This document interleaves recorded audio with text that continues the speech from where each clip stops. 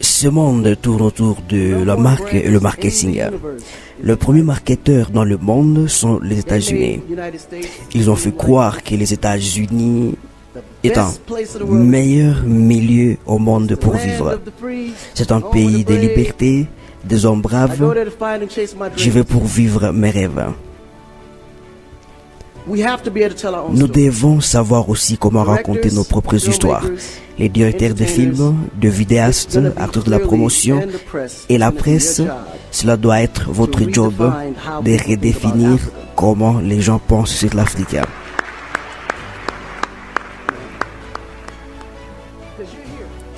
Parce que vous êtes ici, vous voyez clairement ce qui se passe, les bonnes et les mauvaises images.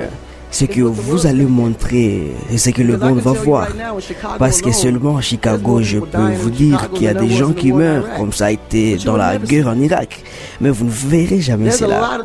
Il y a beaucoup de choses qui se passent aux États-Unis, mais que vous ne verrez jamais parce qu'ils choisissent ce qu'ils veulent que vous voyez. C'est une question d'intégrité du pays. Il y a une certaine réputation à préserver. Personne ne peut exposer ses propres problèmes familiaux dans la rue. Un des problèmes que nous avons en Afrique, c'est que quand quelque chose se passe, les médias sont pressés à montrer les mauvaises énergies, les mauvaises histoires. Ces histoires vont sur Internet et les gros médias le prennent et les diffusent. Quand vous voyez les milieux tels que le Kenya où je connais,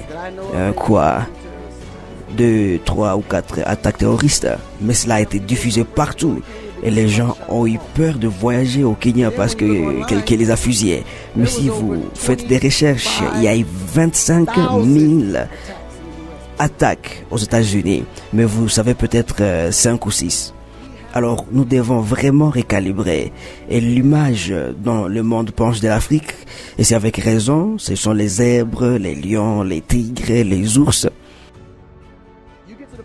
Vous arrivez à un moment où vous pensez que l'Afrique est une grande jungle. Les images qu'ils montrent de l'Afrique sont archaïques avant la civilisation. Les images de l'époque de la guerre avec des lances, comme l'époque de Shaka Zulu. Non, mais je suis sérieux.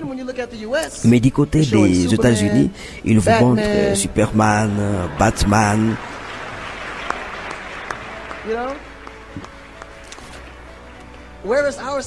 Où sont nos Superman? Shaka Zulu devait être un super-héros aujourd'hui. Vraiment. Alors nous devons raconter nos propres histoires. Même Jésus est blanc.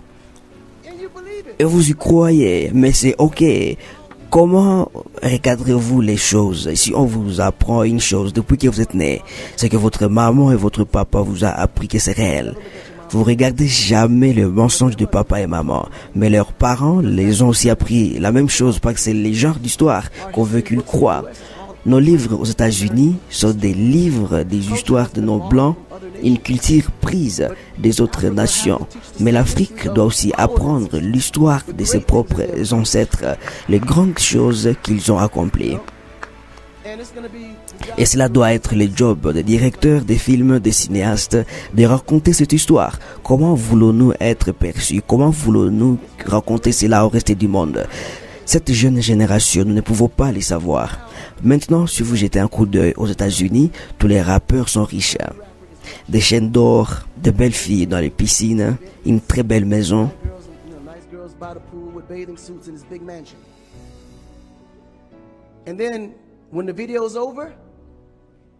Mais quand le tournage finit, ils prennent un téléphone et appellent un taxi Uber. Ils ne viennent même pas dans ces véhicules que vous voyez à la télévision.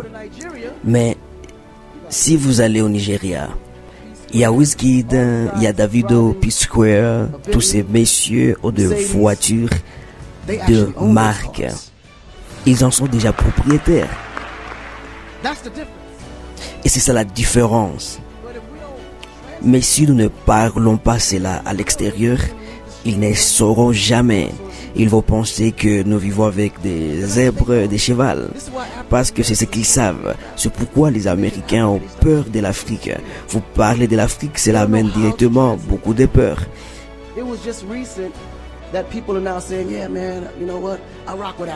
Il y a même pas longtemps que les gens disaient tu sais quoi, je vais faire une collaboration avec les Africains, genre Afrobeats, voilà, RMX quoi. Tu comprends ce que j'ai dit, hein?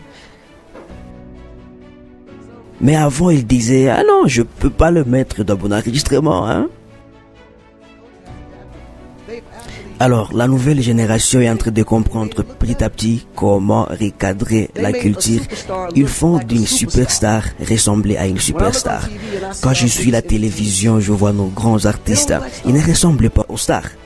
C'est pourquoi on ne respecte pas les artistes. Si un politicien voit un chanteur, il dit c'est juste un chanteur local. Mais s'il va à un concert de ces chanteurs, il va remplir tout un stade parce qu'il a de l'influence, mais l'image n'est pas là. Alors, nous devons prendre l'image comme notre grande responsabilité et comprendre que l'Afrique a vraiment une réputation. Mais si nous laissons nos histoires être racontées, notre histoire sera racontée en fonction de leur agenda, c'est qu'ils veulent bénéficier de l'Afrique. Alors nous devons raconter notre propre histoire pour que nous comprenions comment bénéficier de l'Afrique en fonction de notre agenda.